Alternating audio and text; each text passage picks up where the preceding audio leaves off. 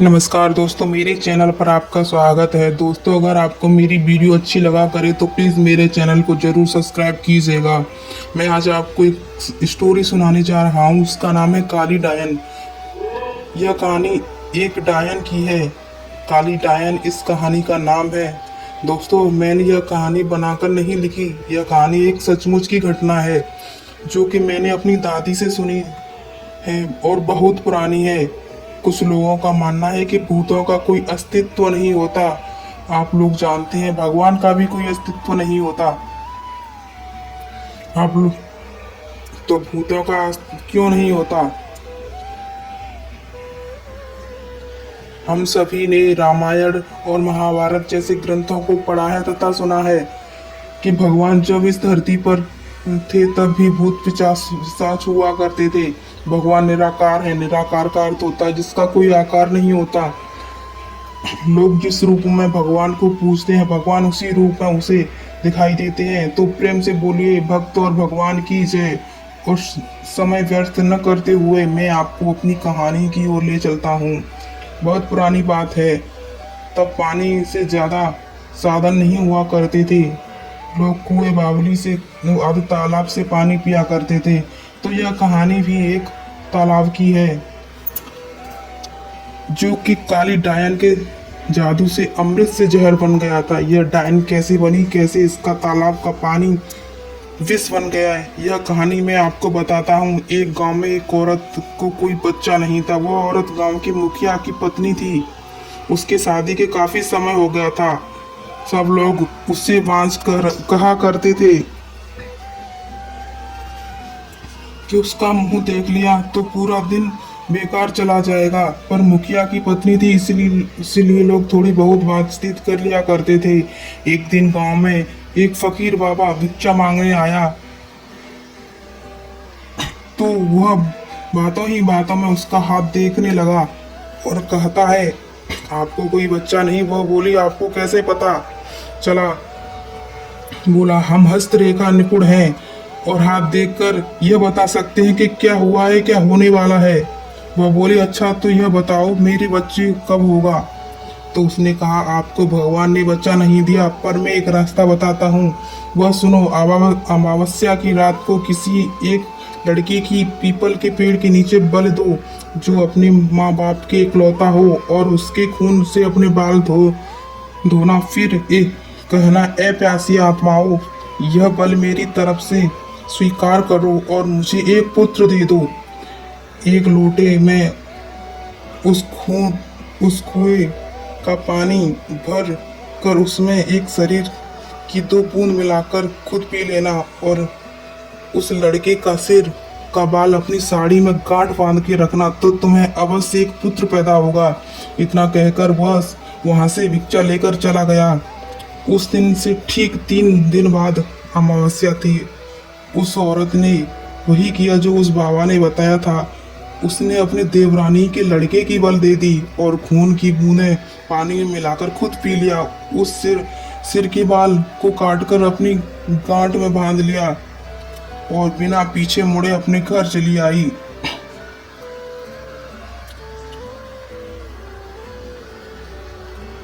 सुबह गांव वालों को पता चला कि मुखिया के भाई की बेटे की हत्या हो गई। जब यह बात मुखिया और उसके भाई ने सुनी तो वह नंगे पैर दौड़े दौड़े चले गए और धीरे धीरे सारा गांव इकट्ठा हो गया। लड़के की मां का रो रो के बुरा हाल था। तब किसी व्यक्ति ने हिम्मत जुटाकर उस सिर को धड़ से जोड़ा और सलाह दी, इसको नदी में बहा दो। तो लोगों ने वैसा ही किया, उसे नदी में बहा दिया। सब लोग यही कह रहे थे कि किसने किया, कैसे हुआ। सब लोगों के लिए चिंता का विषय बन गई थी। तो मुखिया घर पहुंचा तो क्या देखता है कि उसकी पत्नी तो पकवान बना रही थी, खुश नजर आ रही थी। मुखिया ने क्रोध में कहा, क्या तुम्हें नहीं पता, तुम्हें इस बात का बिल्कुल दुख नहीं है कि हमारे भाई का बेटा मर गया? वह ऐसी नजरों से देखी जैसे उसको मार ही डालेगी। फिर कहने लगी, लड़का उसका मरा है, मेरा नहीं, मैं क्यों शोक मनाऊं? और हंसने लगी और कहने लगी, तुम पागल हो, तुम्हें तो खुश होना चाहिए कि अब तुम्हारे भी एक पुत्र आने वाला है। और यह जानकर और खुशी होगी कि इस जायदाद का वारिस अकेला हमारा वारिस होगा। और यह कहकर हंसने लगी।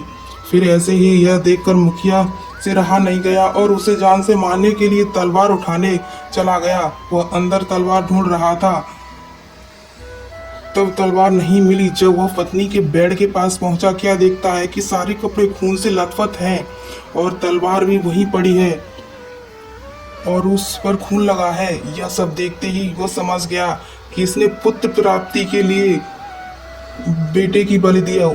उसने उसको मारने के लिए विचार बनाया कि अभी मैं इसको मारू दूंगा तो सब लोग मुझे गलत समझेंगे, और वह वहां से चला गया। उस दिन से गांव में ऐसी घटना होने लगी, किसी की भैंस मर गई, किसी ने उसे मार डाला।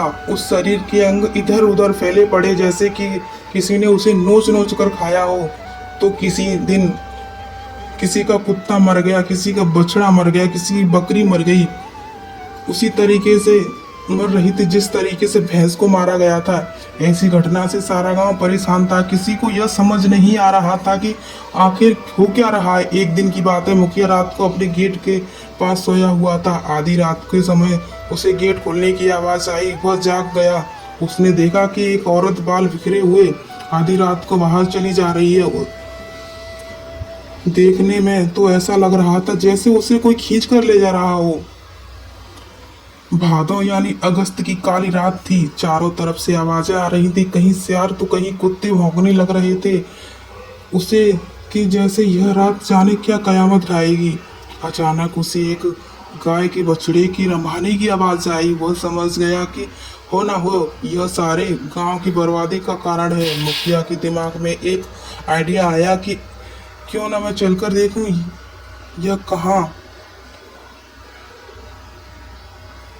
कहाँ जाती है।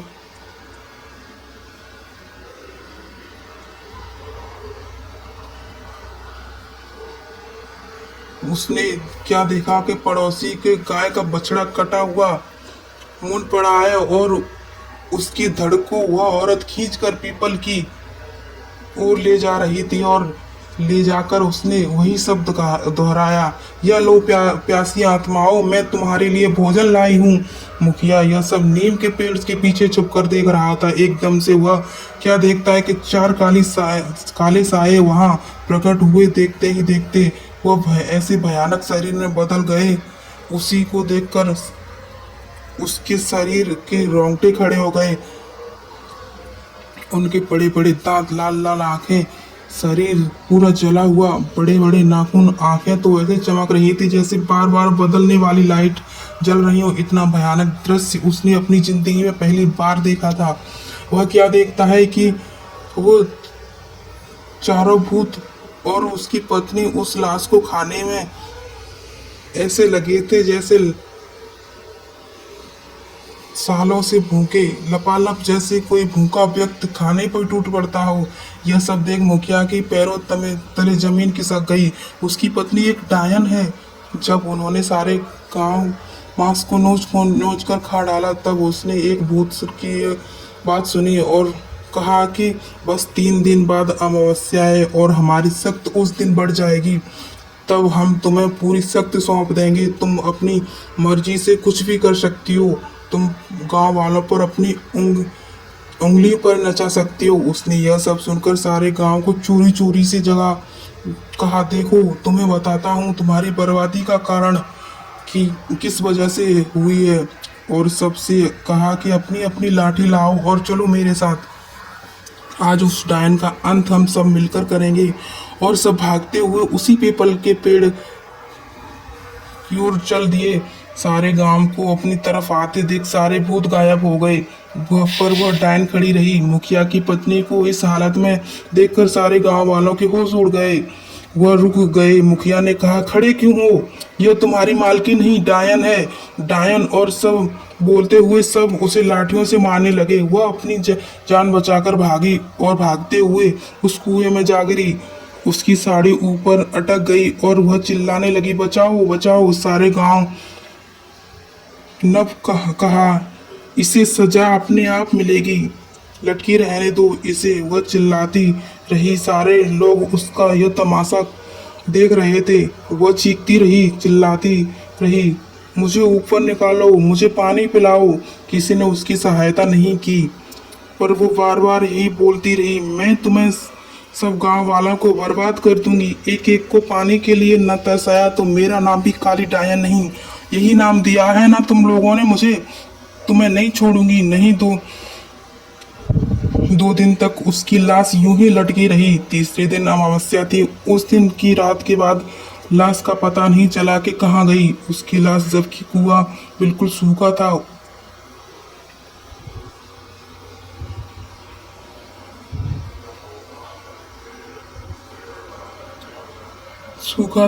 उस बात को काफी टाइम हो चुका था। लोग इसके बारे में भूल चुके थे। दिन दिन में ऐसी खबर सुनने में मिली कि उस कुएं से आवाजें आती हैं। वही बात सुनाई पड़ती है, तुम लोगों को पानी के लिए तड़पा दूंगी। और कभी रात में मंत्रों की आवाज आती है। लोग उस राज को समझ रहे थे कि उसका जब तक शरीर नहीं जल जाता तब तक उसकी आत्मा भटकती रहेगी। कुछ दिनों बाद गांव के कुएं का अचानक पानी सूख गया तो लोग परेशान हो गए। इन बातों कुछ दिनों बाद क्या देखते हैं कि जिस कुएं में वह मरी थी वह पानी से भर गया। यह आश्चर्य देखते ही हुए कुछ लोगों ने कहा, क्या पता है कि उसी ने यह सब किया हो। कुछ लोग कह रहे थे, उस बात को बहुत समय हो गया, अब तो वो यहाँ कहाँ रखी है, और चलो पानी इसी से खींच पिया करेंगे। सुबह जब कुछ